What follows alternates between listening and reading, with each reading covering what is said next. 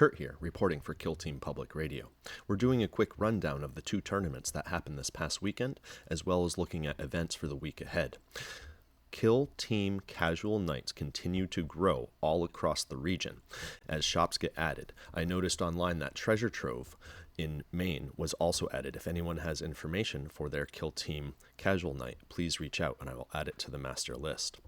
This week we have one weekend tournament, a 3-game event at the Battleground in Norton. This is their Christmas miniature swap, so if you plan on heading to that tournament, make sure you do a War Boss or Patriarch with a nice Santa hat and lots of snow.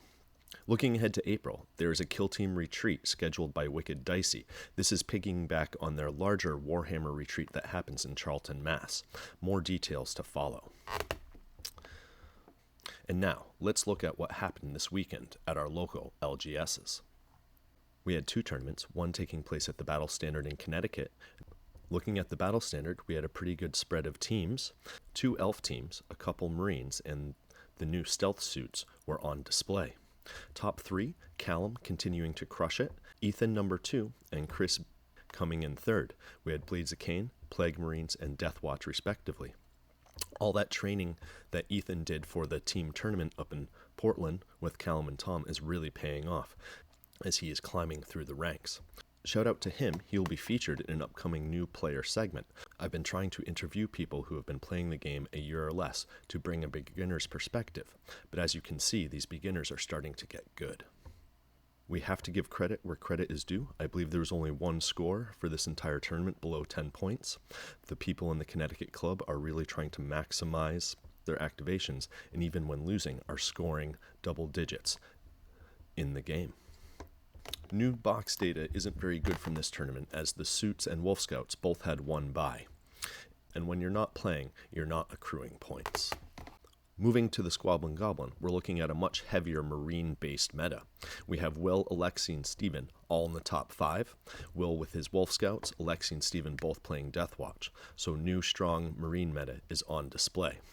This was also seen across the 14 players who entered the tournament. We had 3 Death Watch players, 2 Wolf Scout players, as well as Rekka, Nemclaw, and AOD.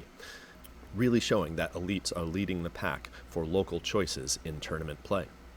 Very interesting, we did have some cool new map packs that appeared at this tournament. Steven did a very nice Volcus with Tyrannid Scatter Terrain. The feedback from the community was positive, as it is always interesting to switch it up and have new variety across your gameplay. This tournament did feature some very high swing point games. Round 2 was particularly bloody, as 4 of the 7 matches had scores below 7. There was even a family feud with father and son matchup, and unfortunately, he gave the boy no quarter. Just a final wrap-up, it is very nice to see that we had 21 players out at these 2 events this past weekend. The community is growing. It is great to see that people are throwing dice and enjoying and having fun. Callum and Will, big props to both of you as you continue to top boards and excelling at the teams that you play. It is really a testament to the fact that when players invest a lot of time in a single team, they can have results and really make them sing. Thank you everyone for stopping by and watching our content. Over Everwinter, we were able to hit 50 subscriptions. That was my personal goal. Please share our content to anyone you know in the New England Kill Team community and beyond, as we are really trying to grow organically. Be on the lookout for episode 3 later this week, featuring the team tournament Standoff that occurred in Portland, Oregon just earlier this month. For Kill Team Public Radio, this is Kurt reporting from the trenches.